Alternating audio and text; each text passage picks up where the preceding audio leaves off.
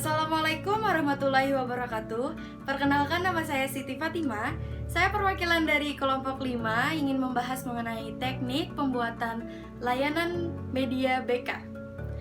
Sebelum kita membahas lebih lanjut, saya akan memperkenalkan anggota kelompok yang lainnya, yaitu ada Ayu Winda, Afida Ismul Adha, Kartika Prahesti, Aisyah Rehan Faradina, Delania Putri, Norita Fajriati, dan juga saya sendiri, Siti Fatimah. Saya akan menjelaskan sedikit mengenai layanan melalui media itu seperti apa. Layanan bimbingan dan konseling dapat dilakukan melalui media informasi, media cetak, maupun media digital.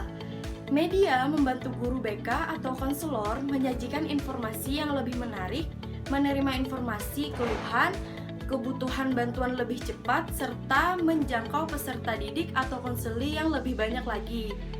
Guru BK atau konselor dapat mengembangkan berbagai media layanan, bimbingan dan konseling secara kreatif dan inovatif sesuai dengan karakteristik dan kebutuhan peserta didik, serta perkembangan teknologi dan informasi.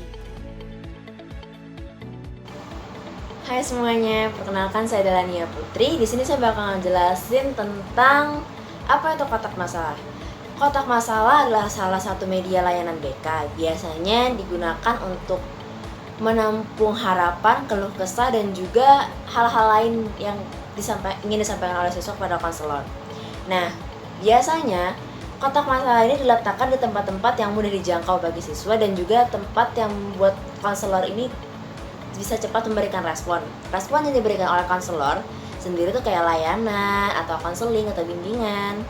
Nah, selanjutnya tujuan dari adanya kotak masalah ini menyediakan fasilitas bagi siswa atau konseli yang ingin menyampaikan pikiran dan perasaan, namun dia tidak mau disampaikan melalui tatap muka. Jadi dia bisa bicarakan masalahnya itu lewat surat yang akan dimasukkan nanti ke dalam kotak masalah ini. Jadi nanti konselor akan baca suratnya dan lalu konselor dapat memanggil siswanya setelah dia mengetahui apa masalahnya. Jadi dia bisa memilihkan layanan yang tepat buat para siswanya. Nah, buat proses pembuatannya akan diperagakan oleh Kartika. Assalamualaikum warahmatullahi wabarakatuh. Perkenalkan, nama saya Norita Fajriati. Nah, di sini saya akan menjelaskan apa itu papan bimbingan. Nah, di sini sebelum saya menjelaskan bagaimana cara membuat papan bimbingan, di sini saya akan menjelaskan sedikit tentang apa itu papan bimbingan.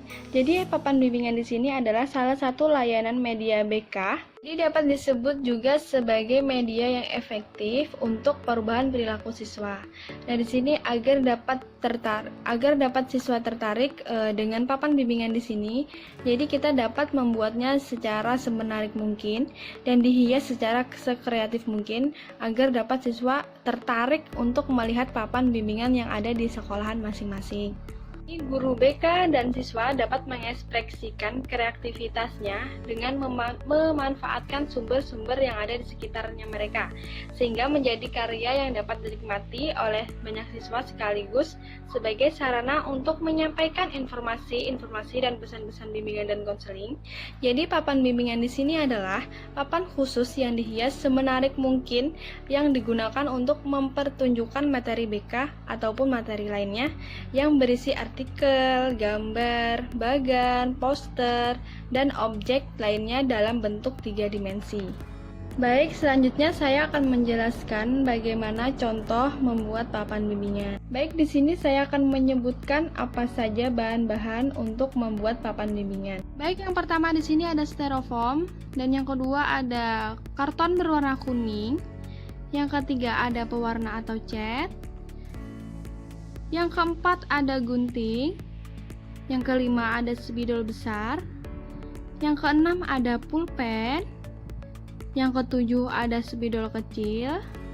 Yang kedelapan ada lem kertas. Dan yang terakhir ada plester. Assalamualaikum warahmatullahi wabarakatuh. Perkenalkan, nama saya Ayu Winda. Di sini saya akan menjelaskan teknik atau cara pembuatan leaflet. Tapi sebelum saya menjelaskan teknik atau cara pembuatan leaflet, di sini saya akan menjelaskan apa sih leaflet itu dan apa tujuan dari leaflet. Nah, leaflet itu sendiri adalah sebuah informasi yang dicetak di selembar kertas kecil, dilipat dan dibagikan ke orang. Terkadang juga selembar leaflet ini dilipat menjadi 2 atau 3 bagian supaya terlihat lebih ringkas dan praktis. Nah, tujuan dari leaflet itu sendiri adalah untuk menyebarkan suatu informasi leaflet.